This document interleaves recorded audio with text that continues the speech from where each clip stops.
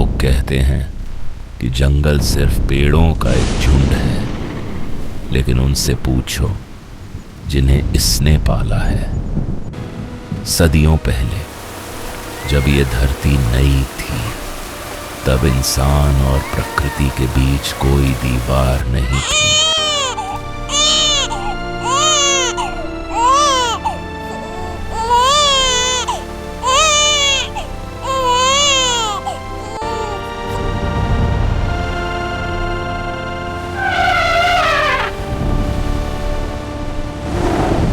डरना मत नन्हे राही, तुम सुरक्षित हो।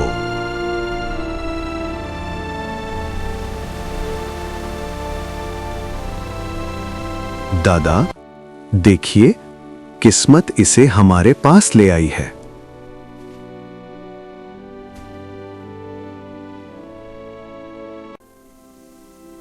एक मनुष्य का बच्चा हमारे घने जंगल के बीच। नहीं, ये कोई साधारण बालक नहीं, ये हमारा आरण्य है।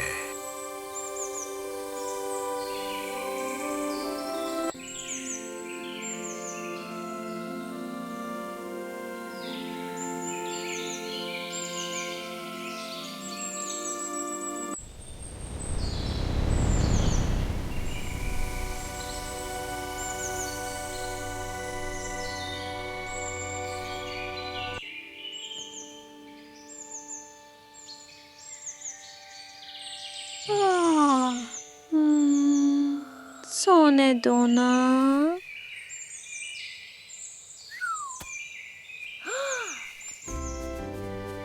अरे कौन है?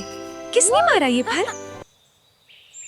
सूरज सर पर आ गया है अरण्या, कब तक सोते रहोगे?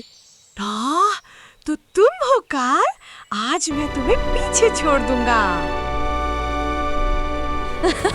पकड़ सको तो पकड़ लो।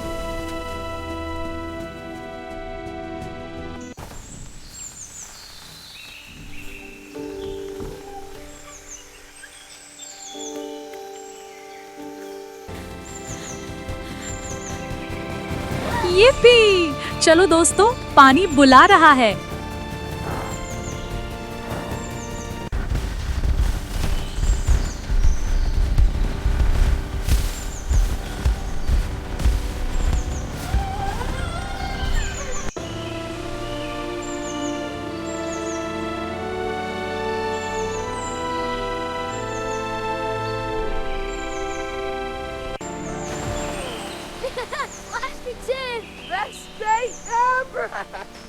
बस करो शैतानो, पूरा तालाब खाली करोगे क्या?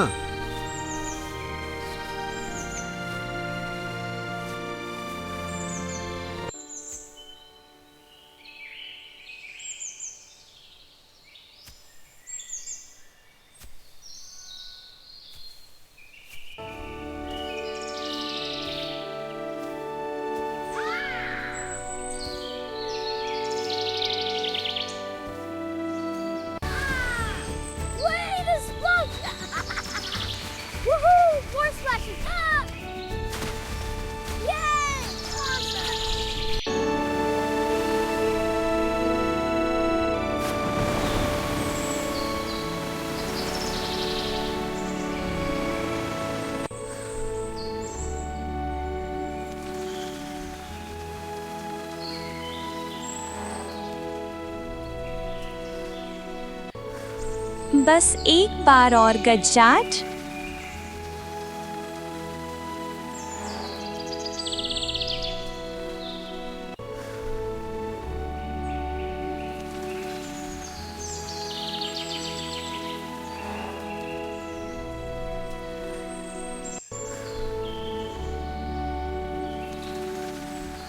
तुम मेरे सबसे अच्छे दोस्त हो।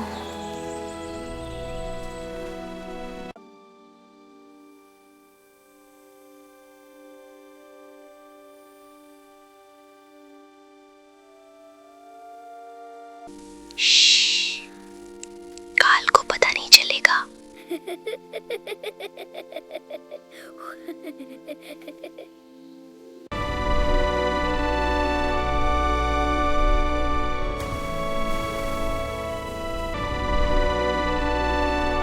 पकड़ लिया।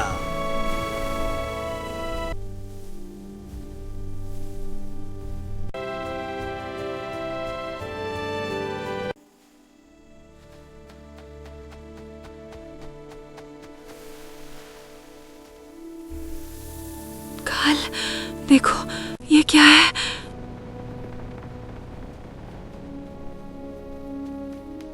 कितनी सुंदर जगह है। ये तुम्हारे जैसा ही लग रहा है। लेकिन कुछ राज ऐसे होते हैं जो वक्त के साथ गहरे दबते चले जाते हैं। उस पुरानी गुफा में अरण्या को वो मिला जो सदियों से उसके इंतजार में था। प्राचीन बांसुरी। ये सिर्फ एक साज नहीं, एक विरासत थी।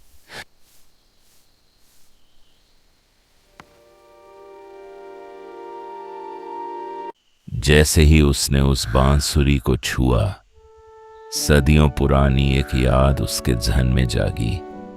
ब्लू रुद्राक्ष और वो बांसुरी दोनों एक ही कहानी का हिस्सा थे।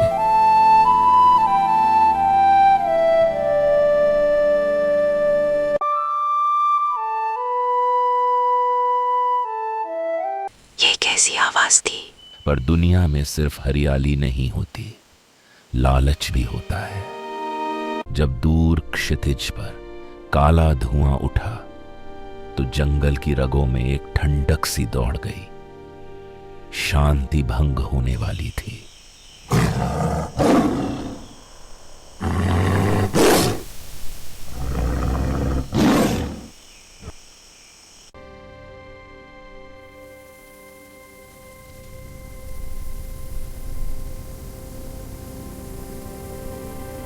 कुछ तो गलत है काल, जंगल उदास लग रहा है।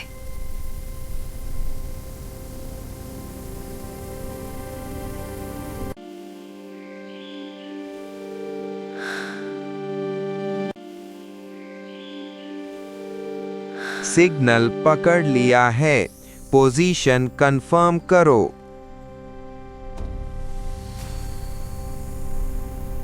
ये लोहे के पक्षी, ये बिना रूह वाली मशीनें, ये जंगल की मिट्टी को नहीं, उसके अंदर छुपे खजाने को लेने आए थे।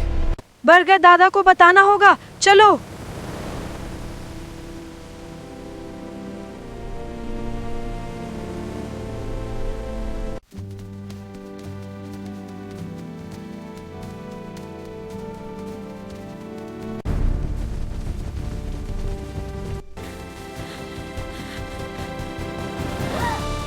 धुरंधर, एक ऐसा नाम जिसके इरादे जंगल की आग से भी ज्यादा खतरनाक थे।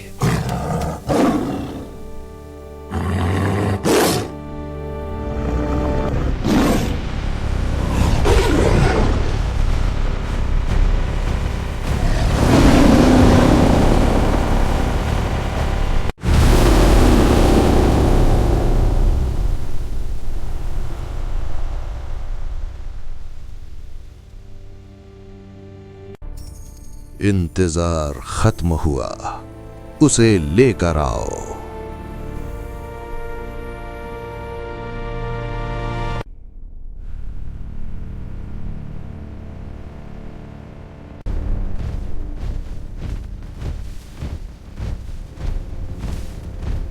बरगद दादा, खतरा आ रहा है। अरण्या ने पहली बार डर महसूस किया। ये डर मौत का नहीं था, बल्कि अपने घर के उजड़ने का था। शांति का समय समाप्त हो चुका था।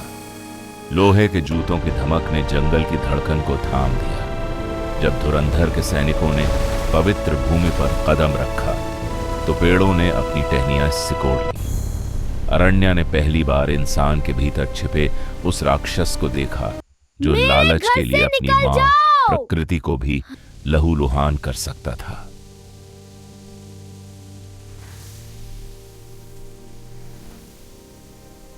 जब लोहा मिट्टी से टकराया तो पहली बार जंगल की खामोशी चीख में बदल गई। गोलियों की गूंज और मशीनों के शोर के बीच अरण्या अकेला खड़ा था। लेकिन उसके पास वो साहस था जो पहाड़ों जैसा अडिग था।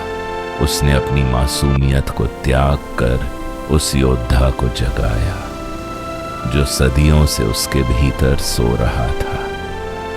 वह बिजली की गति से मशीनों पर टूट पड़ा, क्योंकि यह लड़ाई सिर्फ उसकी नहीं, उसके घर की थी।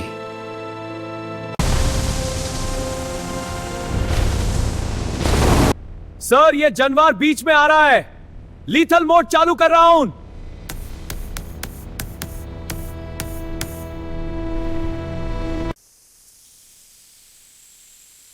अरण्या की कलाई पर बंधा वो नीला रुद्राक्ष किसी तारे की तरह चमकने लगा।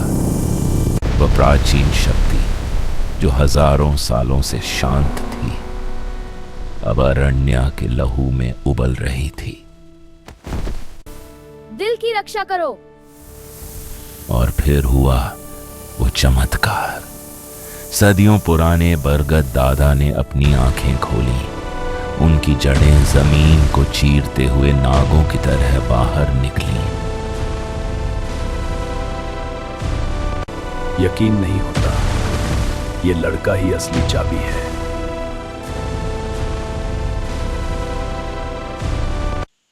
अरण्या, ये तो बस शुरुआत है। प्रकृति अब खामोश दर्शक नहीं थी, वह एक विनाशकारी रक्षक बन चुकी थी। धुआं छाट गया, पर खतरा टला नहीं था। यह सिर्फ पहली दस्तक थी। एक बहुत बड़ा युद्ध अरण्या के द्वार पर दस्तक दे रहा था।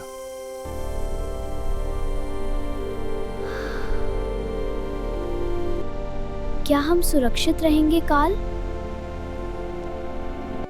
बरगद दादा की गूंजती आवाज ने अरण्या को सचेत किया। उसे अब और भी शक्तिशाली बनना होगा। क्या वह इस महान विरासत का बोझ उठा पाएगा? क्या वह जंगल का रक्षक बन पाएगा? ये तो आने वाला वक्त ही बताएगा।